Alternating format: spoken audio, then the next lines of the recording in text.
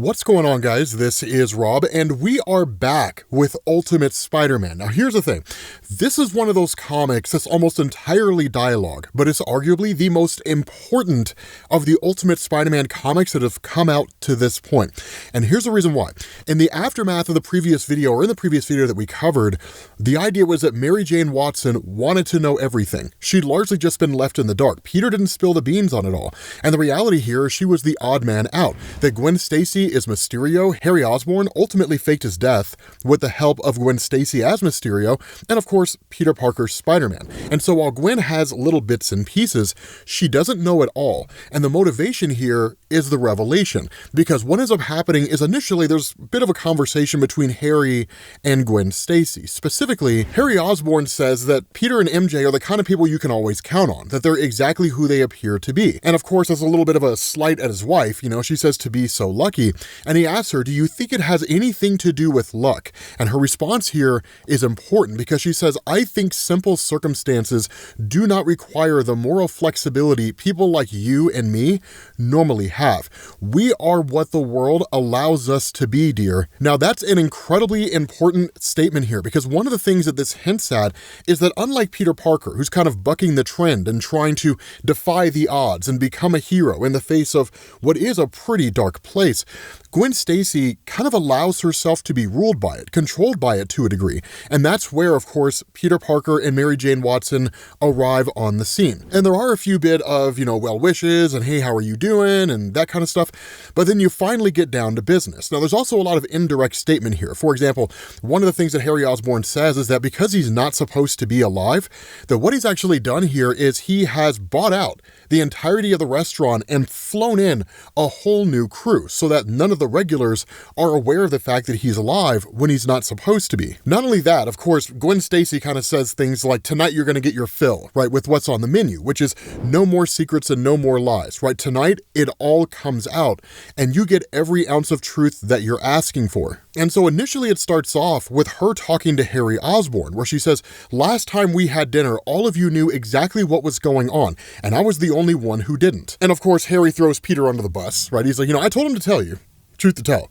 Like, I told him to make you aware of what was going on, and the fact that he didn't kind of says a lot about him, so some friend he is. But Harry's interesting here because he says, your husband had a secret, my wife had a secret. And MJ asks, right, how did you feel about that? And he says, confused, excited, worried, and maybe a little betrayed. But that's kind of the crazy thing, right? Relationships in and of themselves always have some measure of secrecy, right? Your partner should, for the most part, be an open book. But everybody has their own life and their own thing. And even if it's only just for the fact that it more or less seems innocuous, your partner doesn't tell you everything they do. But what you're talking about here between Harry Osborn and Gwen Stacy is a huge amount of secrecy between the two of them. Gwen Stacy did not know he was the Green Goblin, and he did not know that Gwen Stacy was Mysterio. And so the fact that those secrets are coming out, it kind of makes the relationship seem a little tenuous between the two of them. And so Gwen responds to the statement of Harry Osborn, right? Maybe a lot of betrayal was the feeling that he had there, but I had good reasons, just like Peter did. It was a secret between people who aren't supposed to have them. Almost everyone calls that a betrayal. And this is where you start to see the difference between Gwen Stacy as you know her and Gwen Stacy as she shows up in the Ultimate Universe. Because MJ's response is like, you don't seem very remorseful. And the response of Gwen Stacy, my apology was saving his life. But there's a lot more to the fact that she lacks remorse. The reality here is that Gwen Stacy is a lot more cold than she initially lets off here, because once they all sit down and they all start having dinner, Gwen Stacy says, what are your questions? How many questions do you have? And the response of MJ, I have a billion questions. I mean, I know about Peter, but the two of you, I have no idea what's at play. For example, how many people around you know what's really going on? Do they know about us? What enemies do you have that we don't know about? And I could go on and on and on and on. And Gwen is just like, I mean, by all means, right? Keep going. This is a chance to clear the air.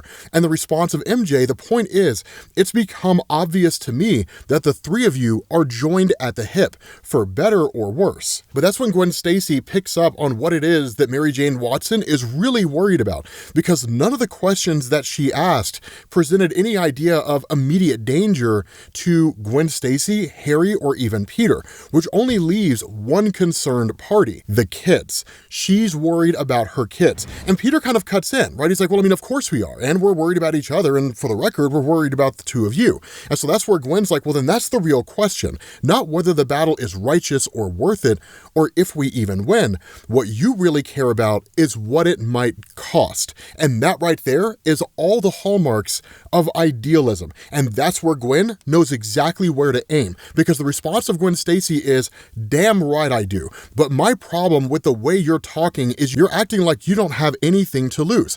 And that's terrifying to me. Right now, the response of Gwen Stacy, it's true that I have less than you, but not nothing. Like I said earlier, I betrayed a generational alliance for Harry. And that's a very telling statement here, because Gwen Stacy is talking about just loyalty, whereas MJ is talking about children. And more people than not are going to say they value the lives of their children over virtually everything else. But MJ continues on. She says, and that's another thing. From the way that Peter explained it, you've been posing as a villain, real or not, the entire time. Now, of course, it is more complicated than Mary Jane Watson's making it out to be, but at the end of the day, it's kind of not. When it comes to situations like this, specifically with MJ, she's trimming all the fat. She's ignoring all the glitz and glamour and the frosting that people put on top, right? The rationales they tell themselves in order to make themselves feel better, and looking at it for what it actually is, which is she's been pretending to be a villain. But at the end of the day, MJ says, look, I wish I didn't have to talk about this.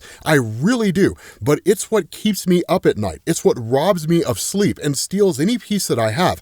I understand that the three of you feel like you need to do this, that maybe it's what you were put on this earth to do. I completely get that. And I've tried really hard to accept that what you're doing matters more than anything else. I've compromised, and every time I draw a line in the sand, I get pushed across it. And she literally tells Peter, I know that you don't mean to, right? I know you're getting pushed across that line also, but I never imagined it would go this far when it started. I thought that we could manage it. Like, I really thought we could. You'd be a hero, you'd go out in the city, you'd save some folks, and that would basically be it. But she says, the danger, the running, the secrets, that could cost us everything. Our children could be killed in the midst of all of this.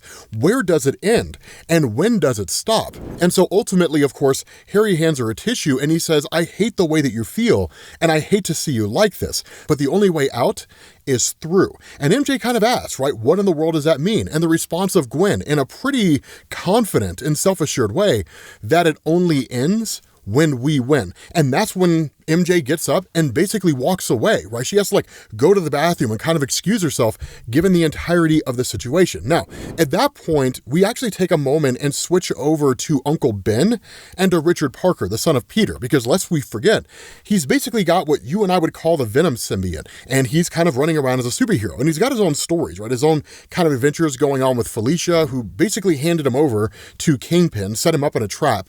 But one of the things about this is that he's also kind of young and in love to a degree. When you're like a teenager, right, you're running on hormones, right? I mean, you're not really thinking rationally, and you certainly don't have all the answers to it all, right? You're flying by the seat of your pants. And so once Richard's sister goes to bed and it's just kind of Uncle Ben and Richard sitting in the living room, Uncle Ben's just kind of like, okay, so what do you say instead of watching a movie about a bank heist, we talk about how much trouble you've been getting in? And his response, I mean, I really don't want to talk about it, Uncle Ben. Like, seriously, I really don't want to have that conversation, which is teenage code for I absolutely do, but I want to feel like I'm in a state of confidence when I do, and it's kind of making me uncomfortable to a degree. And so he literally just sort of spills the beans, right? He's like, really, what else was I supposed to do? She said she needed help, and I mean, what's the suit for if I don't help people? And sure, yes, it was a lie and a trap, and truly it was a scary situation, but it turned out fine. Felicia and I are fine because I had the suit. So how does it make sense for me not to be able to wear it anymore? How is that safer? I mean, I understand the idea that it gives me a false sense of security, and I understand that maybe there's something out there that the suit cannot cope with, but that's true for everyone. There's always something scary lurking around the corner. My parents just think I can't handle it. Plus, I really want to see her again. And at that point, Uncle Ben's just kind of like, I thought you didn't want to talk about it. But there is kind of a lot to unpack here, right? I mean, he's young, he's romantically interested in Felicia Hardy, but like so many teenagers, he's reckless. He thinks he's indestructible, thinks he's immortal. And there is truth to this recognition of the fact that there are some things a symbiote just can't necessarily go against. What he's not thinking about, though, is what happens when that time comes?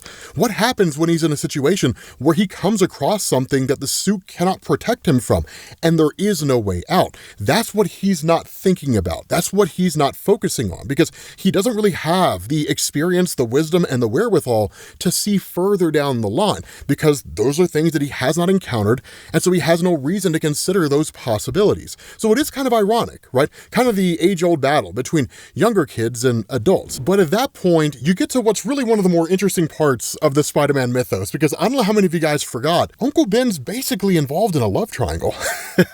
Uncle Ben's got Riz, right? You have like Madeline and you've got Anna. And of course, Madeline is the one that's like really into Uncle Ben. And technically she's crashing with Anna, and Anna's just kind of there. But when like Madeline shows up here, Anna's just in the living room talking to Uncle Ben. And there doesn't really seem to be like much in the way of romantic chemistry between Uncle Ben and Madeline. And in fact, Madeline is on a date with J. Jonah Jameson. But when she sees Anna there, it's kind of like the concern of like, are you moving in on my main squeeze, right? Because we don't really know the inner workings, but she kind of seems to be going through this idea of like, if he sees me interested in somebody else, then like, he'll be interested in me, right? Nonsensical games. But still, it's just kind of fun to see that Uncle Ben is just involved in a love triangle, because at that point, he just kind of asks her, right? Like, did you have fun? And she's like, oh, I'm getting there. And Uncle Ben's like, I should probably just call it a night. Like, I'm gonna go to bed. I'm not dealing with all this. But at that point, you switch back over to Gwen Stacy. And here's one of the cool things about Gwen and MJ, because again, Gwen Stacy's kind of cold here. When Mary Jane Watson goes to the bathroom, Gwen Stacy follows her, right? And she just kind of talks to her. She says, I know that was not what you wanted to hear. I'm a bad messenger. But that's because there's a huge difference between you and me. I had dreams and idealism beaten out of me years ago. For you, that's what's happening right now. And where MJ asks, right, like, what do you want? She says, Peter, I don't think that we can win without your husband. He's stronger, faster, just naturally better at all of this. When people look up and hope for someone to save them, it's him that they want to see. The problem is he has an innocent view of the world, a belief that everything is going to work out if you just do the right thing. And that's a weakness. Now, that's an important statement to make, and it's not wholly inaccurate, right? In the real world, which is kind of what the Ultimate Universe is designed to mirror, the good guys don't always win. And when the good guys lose, they lose big. The world's not as simple as bad guys lose and good guys win, because that's just how fair things work out. It's not that way. And that's what MJ says, right? Everybody has a weakness here. And she asks, like, don't you only have powers when you have your amulet? And the response of Gwen, yes, which is my point, and you should pay attention to it. I have to be careful when I'm not Mysterio. I'm vulnerable, a weakness to those around me, and in a certain sense, useless, like you and your children, except with you, it's every minute of every day. And she says, I know that that sounds harsh, and don't take it personally. One has to be aware of their shortcomings in order to have a plan for them. And so she says, you need to hear this. You should have a plan for yours, MJ. And that's where MJ's just kind of like, yeah, I'm working on it, right? And the response of Gwen is like, that's good. That's really good that you're doing that. So of course, MJ asks the question, so when do you get your amulet back? And of course, Gwen's like, 11 days. Why? And Mary Jane Watson just clocks that girl, right? Just knocks her out. And she had it coming. What an asshole thing to say to somebody, right? She absolutely, what a cruel thing to say to a person. She 100% had that coming. And so at that point, you switch back over to Peter Parker and to Harry Osborn. And of course, it's just two guys kind of bantering back and forth, right? I mean, like, do you think everything's all right in there, And it's like, oh yeah, she's a problem solver, she's good, I bet they probably worked everything out by now and, they're on to something else, right? Just girls talking in the bathroom, because you know how girls are. But MJ's the only one that comes out. Right? And they're just kind of like, hey. And when Peter looks at Mary Jane Watson, he's like, what happened? And she just looks at him and she's like, you're a good man, Peter. And she's like, you could be too, Harry, but your wife, she's gonna get everybody killed. And someone needs to do something about that, only for us to find out someone's planning it, because what's happening right now in that moment is Mr. Negative has taken it upon himself to go after Mysterio, which now makes Peter Parker, Harry Osborn, Gwen Stacy, and Mary Jane Watson public enemy number one as far as the Kingpin Sinister Six is concerned. So with that being said, guys, we're going to bring this to an end. Again, mostly dialogue, but incredibly important character development, because all of this will become important later on down the line. It's Jonathan Hickman. It always works out that way. But thank you guys for watching, and I will catch you all later. Peace.